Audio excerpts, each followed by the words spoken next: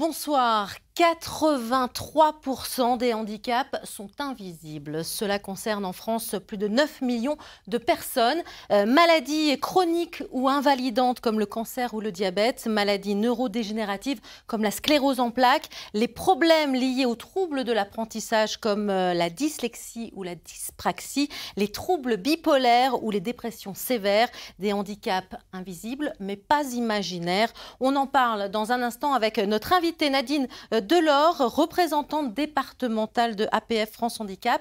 Le handicap invisible, trop souvent incompris, minimisé, voire nié au travail comme dans la vie quotidienne, c'est ce qui a poussé Virginie Spiro à créer un nouveau pictogramme pour ouvrir les yeux sur ces handicaps invisibles. Faire ses courses, un moment anodin pour beaucoup.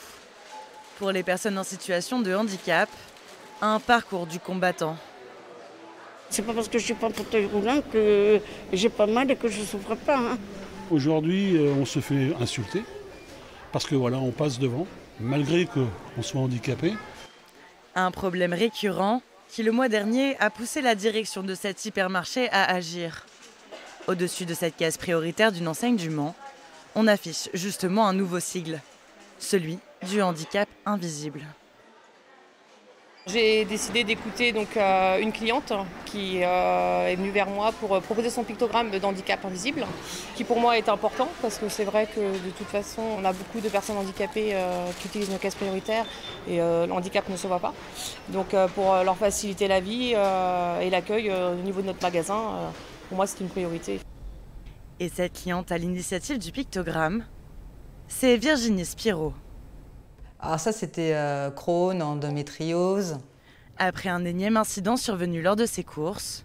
Et voilà, donc ça a été la première ébauche. Elle demande à son fils de l'aider à créer un symbole. Il en manquait un. Il manquait un logo. Et si le sigle a désormais évolué, son objectif reste le même. Rendre visibles les handicaps qui ne se voient pas. Elle-même diagnostiquée d'un lupus, une maladie auto-immune, sa vie est devenue un calvaire. C'est une double peine. Tous les jours, on doit survivre à notre propre vie. Et en plus, on doit se justifier d'être malade quelque part. Prochaine étape, elle l'espère, l'officialisation du pictogramme afin qu'il soit déployé sur tout le territoire français.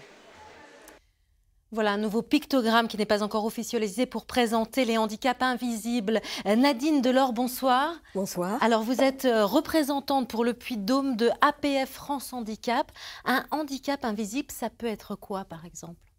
Ça peut être le cancer, ça peut être une fibromyalgie, ça fait partie des maladies invalidantes, maladie de Parkinson, mais ça peut être aussi un handicap psychique, hein, quelqu'un qui a des TOC, des troubles obsessionnels compulsifs ou une dépression sévère. Ça peut être aussi des gens qui sont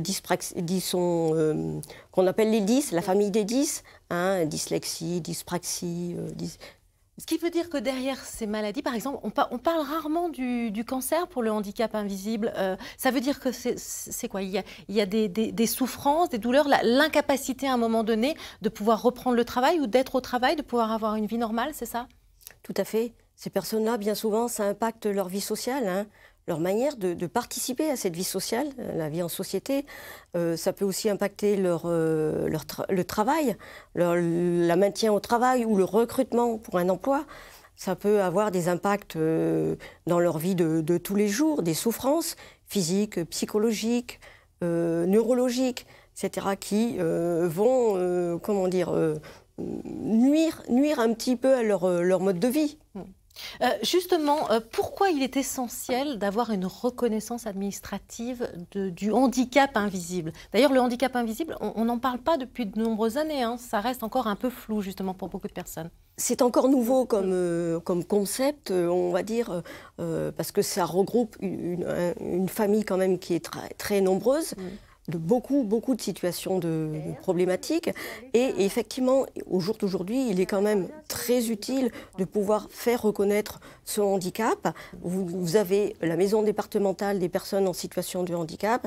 C'est elle le guichet unique pour faire avoir une reconnaissance administrative. Et cette reconnaissance, elle va vous permettre d'avoir accès à un ensemble de dispositifs, d'aide, d'accompagnement, de professionnels, de services qui vont se mettre, comment dire, qui vont vous aider un petit peu à gérer un peu la maladie ou le handicap. Par exemple, pour la sclérose en plaques, c'est-à-dire qu'au départ, elle est vraiment totalement, c'est ça, invisible, cette maladie, le handicap est invisible. Et là, il faut justement faire appel rapidement pour... ça va permettre de mettre en place certaines choses? Plus on anticipe, mieux c'est.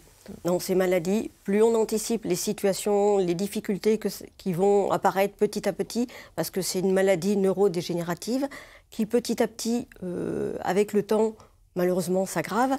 Et il faut pouvoir anticiper. Plus on anticipe, et mieux c'est pour les personnes, mieux on peut les accompagner, mieux on peut prévoir ce qui va se passer après pour pouvoir faire les demandes et demander les aides techniques ou humaines nécessaires. Justement, au niveau du travail, ça permet d'améliorer un poste de travail ou de demander une reconversion si on n'arrive plus à faire son travail et de pouvoir travailler à temps plein finalement? Tout à fait. Si les personnes demandent effectivement la reconnaissance de la qualité de travailleur handicapé, RQTH, que l'on nomme rapidement sur la politique des travailleurs handicapés, bien sûr, au contraire, ça va pouvoir les aider, les maintenir en emploi.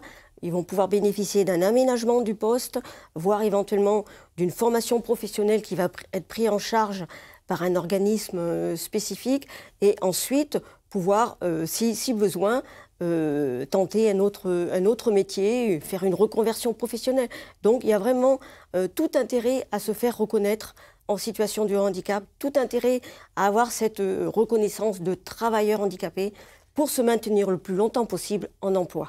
Juste pour terminer rapidement, pourquoi est-ce important de parler justement des handicaps invisibles, de savoir de quoi on parle? Parce que c'est des personnes, on l'a vu dans le reportage, qui sont vraiment en souffrance, en double souffrance. Alors, ce qui est important aujourd'hui, c'est l'incompréhension. C'est de faire prendre conscience au grand public de l'incompréhension des situations de ce type de handicap, parce que de fait, elles sont invisibles, on ne les voit pas. On n'arrive pas à les détecter, évidemment, le grand public ne les connaît pas.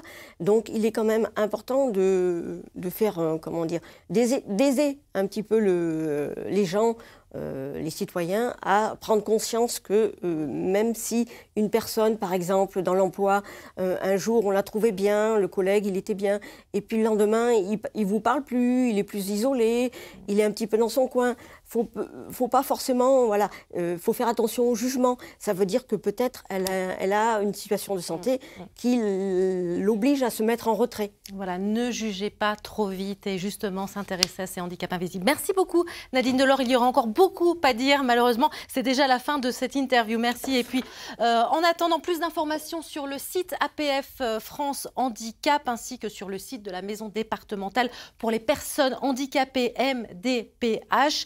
Vous pouvez poursuivre les échanges et nous écrire par mail sur notre adresse mail, vous la connaissez.